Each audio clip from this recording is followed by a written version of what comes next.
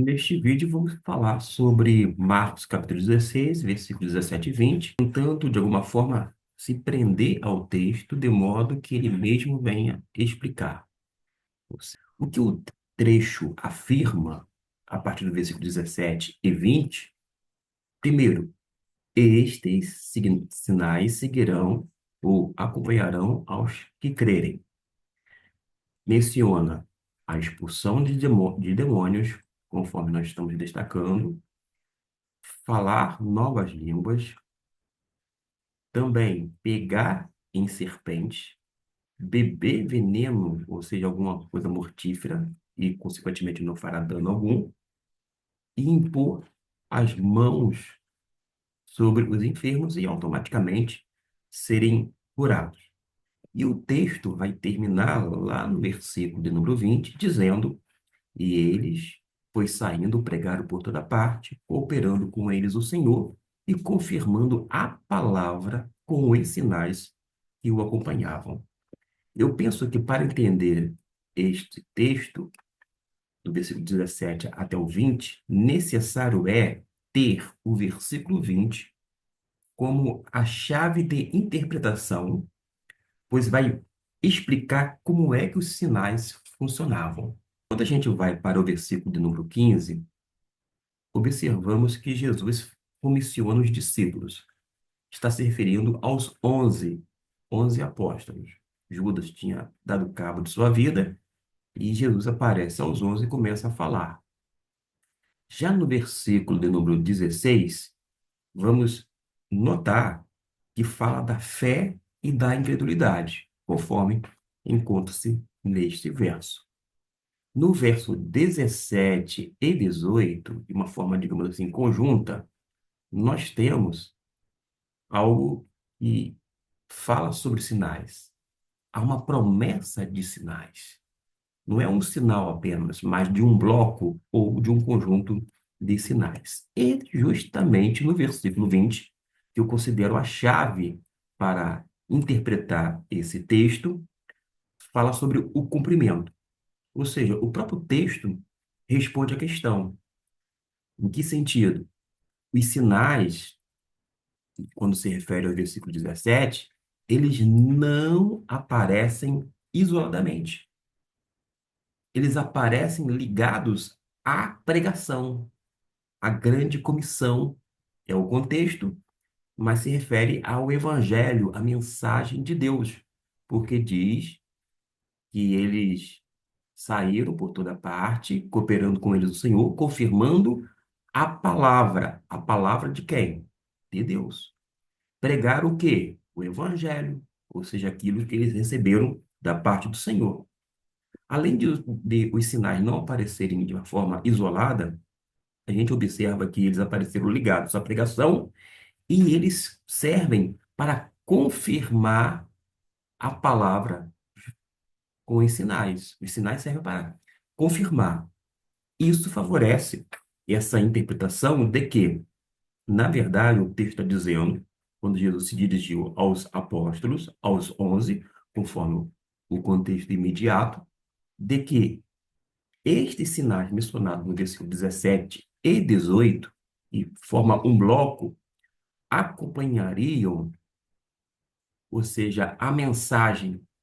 Esses sinais iriam corroborar com o testemunho dos apóstolos. São discípulos de Jesus, sem dúvida alguma, mas são descritos como apóstolos quando a gente analisa os versículos anteriores. Porque diz no verso de número 14, por último, então, apareceu aos 11. E a pergunta que você tem que fazer é a seguinte: que 11 são esses? São 11 discípulos de uma forma aleatória, no meio da multidão? Claro que não. É uma referência aos 11 apóstolos.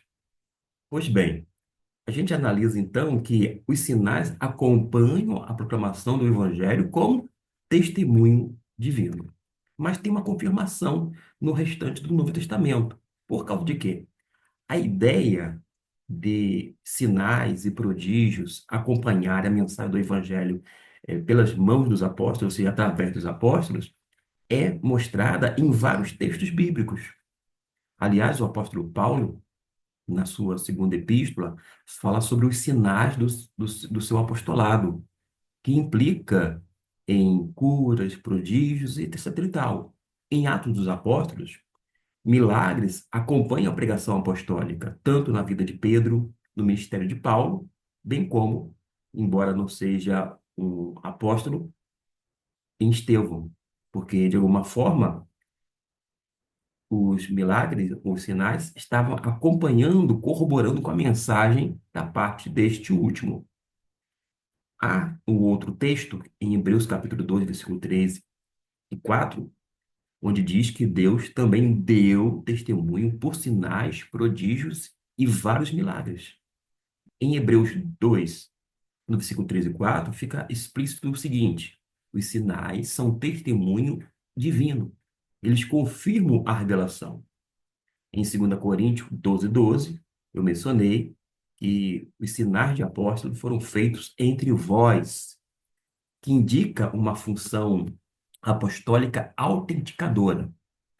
Mas quando a gente começa a ir para a interpretação teológica, não apenas possível, mas plausível, dentro do próprio texto de Marcos 16, do versículo 17 até o 20, embora você vai ter que considerar desde o versículo de número 1.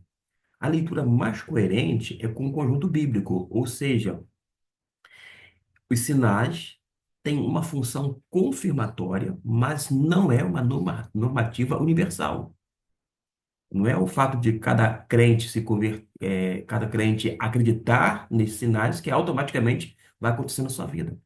Muito menos cada pessoa, ao se converter, vai surgir, ou esses sinais seguiriam ou aconteceriam. Não é isto. Eles não são necessariamente prometidos a todos os crentes individualmente, para você ter uma ideia, mas aparecem na expansão do evangelho, especialmente no início da igreja cristã. Existem algumas objeções que a gente precisa trabalhar aqui dentro desse cantinho de reflexão teológica. Qual é a primeira objeção? É que o texto diz aos que crerem, versículo 17, e estes sinais seguirão aos que crerem. Ora, esse argumento parece universal. Parece, mas não é. Se você seguir esse argumento, qualquer crente deveria manifestar esses sinais. A pergunta é: verifica-se tal coisa na vida de cada crente de Jesus? De forma alguma. Não é um padrão universal. Mas a resposta que nós extraímos do texto e que você precisa compreender é que quando diz que estes sinais acompanharão aos que crerem, o termo é preferencialmente entendido à luz do seu texto e contexto e considerando o ensino geral das Escrituras, no sentido de coletivamente, não individualmente.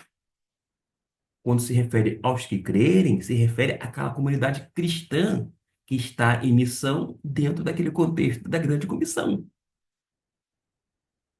O versículo 20 vai limitar os sinais acompanham a pregação missionária. O contexto é missionário. Portanto, não vai exigir que todo crente faça todos os sinais, mas que a igreja, isto é, a comunidade cristã, seja acompanhada por uma intervenção divina. Temos uma outra objeção que a gente precisa dar uma resposta satisfatória e, sobretudo, bíblica. O que as pessoas indagam? Ah, isso inclui aqui coisas extremas como beber veneno. Não, vai acontecer na vida de cada crente individualmente e não coletivamente, conforme eu estou colocando aqui, que é muito mais plausível, mas tem que ser é, verificado na vida de cada pessoa, especificamente falando. Mas isso, meus irmãos, beber veneno não é praticado, não é recomendado em nenhum outro texto bíblico. A razão é que o Novo Testamento não ensina a buscar deliberadamente o perigo. Quer ver um exemplo contrário? Jesus se recusa a se jogar do templo. Ele está num lugar muito alto, lá no pináculo. Foi tentado ou testado.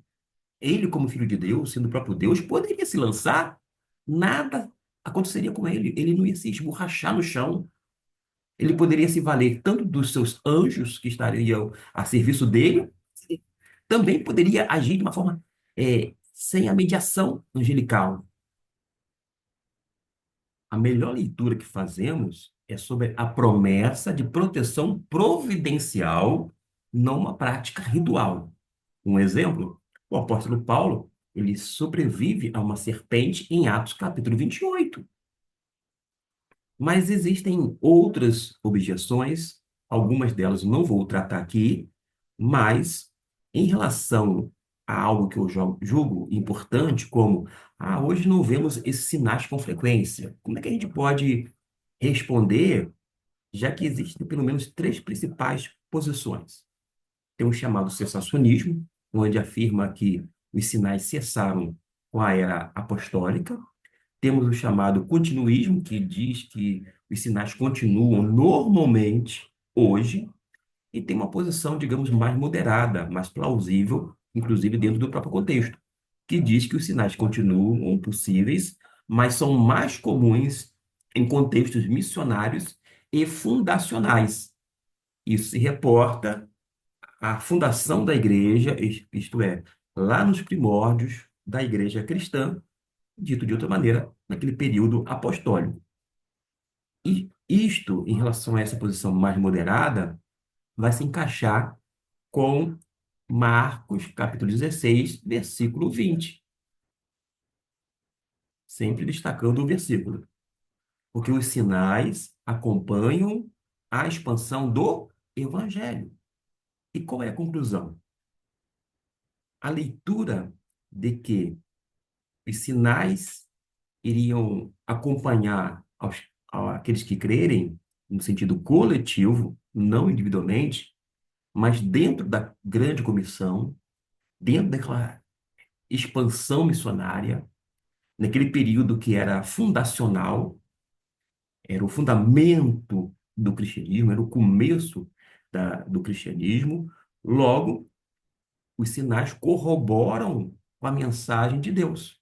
Os sinais dão testemunho divino em relação àquilo que era pregoado pelos apóstolos.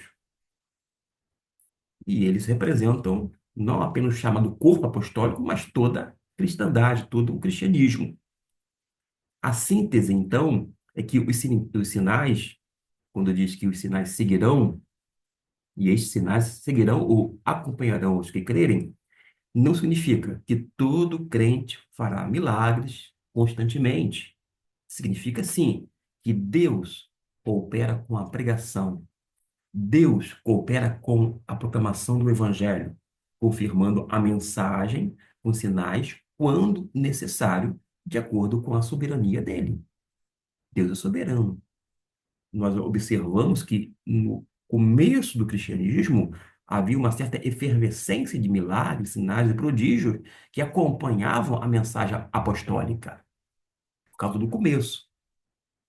Agora, Deus não deixou de fazer milagres, ele continua agindo, mas pela constatação há uma diminuição gradativa. Mas você pode ficar com esta informação, porque os sinais funcionavam como testemunho divino que autenticava o evangelho, especialmente o avanço missionário. Logo, quando a gente observa Marcos capítulo 16, versículo 17, 18, 19 e 20, a gente precisa entender que os sinais prometidos devem ser entendidos principalmente como ação confirmadora de Deus, acompanhando a pregação do Evangelho e não como manifestações normativas universais para todos os crentes individualmente. Espero que tenha apreciado esta exposição, sempre nos atrelando à Bíblia Sagrada, porque a Bíblia é a nossa única regra de fé e prática. Que você possa compartilhar esse vídeo com algumas pessoas, pessoas queridas, pessoas do seu entorno, para que eles tenham o conhecimento ampliado em relação à palavra de Deus e saiba quem de fato Deus é mediante a mesma. Que Deus abençoe rica e abundante a sua vida e continue conosco assistindo nossos vídeos e também compartilhando.